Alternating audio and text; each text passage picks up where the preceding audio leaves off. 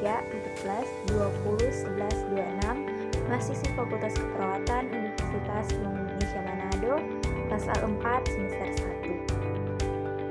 1. Video ini saya buat untuk memenuhi ujian semester mata kuliah Bahasa Indonesia dengan dosen pengampu Jumiati Lambayang, SPD MPD. Pneumonia atau radang paru-paru adalah peradangan pada parenkim paru yang bisa terjadi bukan hanya pada anak-anak, tapi dapat terjadi juga pada orang dewasa. Secara klinis, pneumonia dapat terjadi sebagai penyakit primer atau komplikasi lain. Pneumonia adalah kondisi inflamasi yang terjadi saat seseorang mengalami infeksi pada kantung udara dalam paru-paru. Penyebab radang paru-paru atau pneumonia. Penyakit ini bisa disebabkan oleh infeksi virus, bakteri, dan jamur. Sementara untuk orang dewasa, penyebab pneumonia sering terjadi karena bakteri. Penyebab dari pneumonia beragam, tapi berdasarkan organisme dan tempat penyebarannya, pneumonia dibedakan menjadi dua, yaitu pneumonia komunitas yang penyebarannya terjadi di komunitas atau lingkungan umum, dan pneumonia yang ditularkan di rumah sakit. Faktor risiko radang paru-paru atau pneumonia.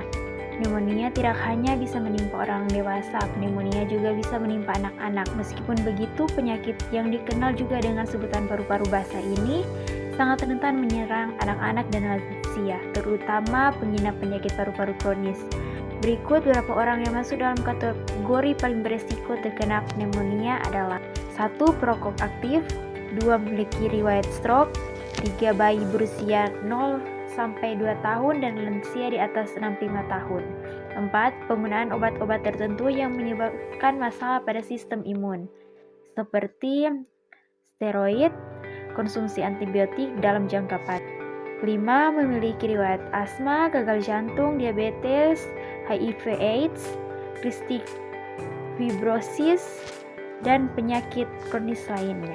6. Sedang menjalani kemoterapi. Kondisi ini juga bisa membuat sistem kekebalan tubuh menurun, sehingga virus dan bakteri juga mudah menyerang.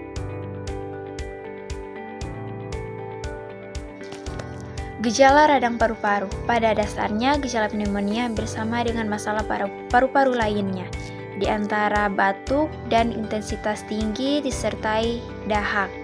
Selain itu, dilansir dari Mayo Clinic, beberapa gejala umum yang terjadi saat Anda mengalami pneumonia adalah 1. Demam tinggi, suhu tubuh mencapai lebih dari 38 derajat Celcius. 2. Dada terasa sakit dan sulit bernafas. 3. Penurunan nafsu makan. 4. Berkeringat. 5. Menggigil. 6. Detak jantung terasa cepat.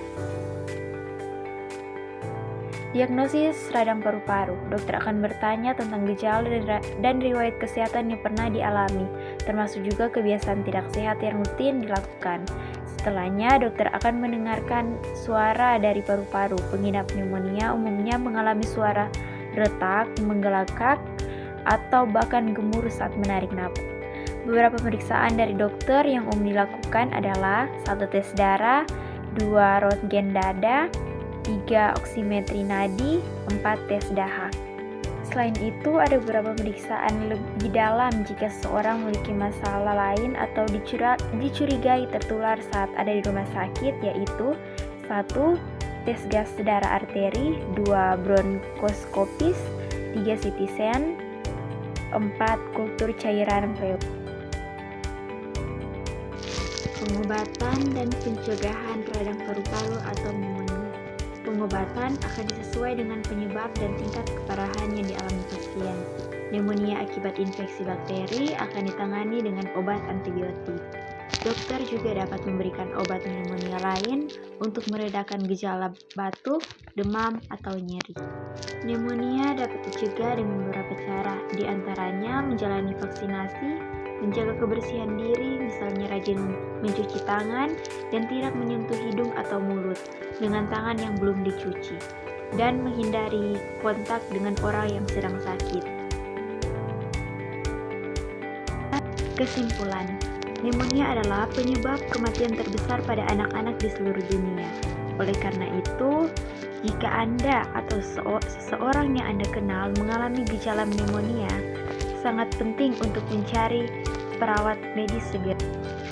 Dokter akan melakukan pemeriksaan fisik, tes darah, dan mungkin röntgen dada untuk mendiagnosis pneumonia dan meresepkan pengobatan yang sesuai, seperti antibiotik untuk pneumonia bakteri atau perawatan simptomatik untuk pneumonia viral.